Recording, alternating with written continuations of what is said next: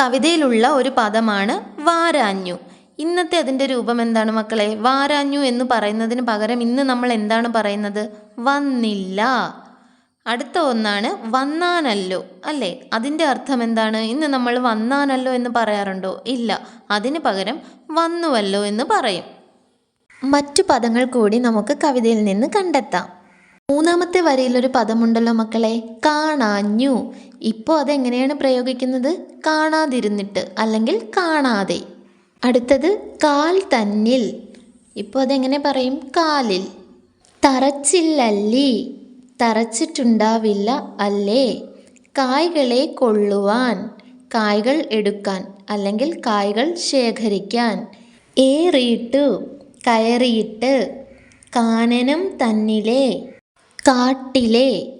വീണാനോദാൻ. വീണതാണോ. കുത്തിക്കുതർന്നില്ലല്ലി. കുത്തി മുറിവേൽപ്പിച്ചില്ലല്ലോ. നൽവഴി. നല്ല വഴി. ദീനനായി. ദുഃഖിതനായി. ഉഴന്നാനോ. അലഞ്ഞതാണോ. വൻപുലി തന്നാലെ. വലിയ പുലിയാൽ. വഞ്ചിതനായാനോ. ചതിക്കപ്പെട്ടതാണോ. തോഴി. കൂട്ടുകാരി. പിള്ളരുമായി. കുട്ടികളുമായി. അല്ലലായി. വിഷമിച്ച്. കിടന്നാനോ താൻ. കിടന്നതാണോ അവൻ. ആറിച്ചമഞ്ഞു തുടങ്ങുന്നു. ചൂടാറി തുടങ്ങുന്നു. നീറുന്നിതുള്ളവും. മനസ്സ് വേദനിക്കുന്നു.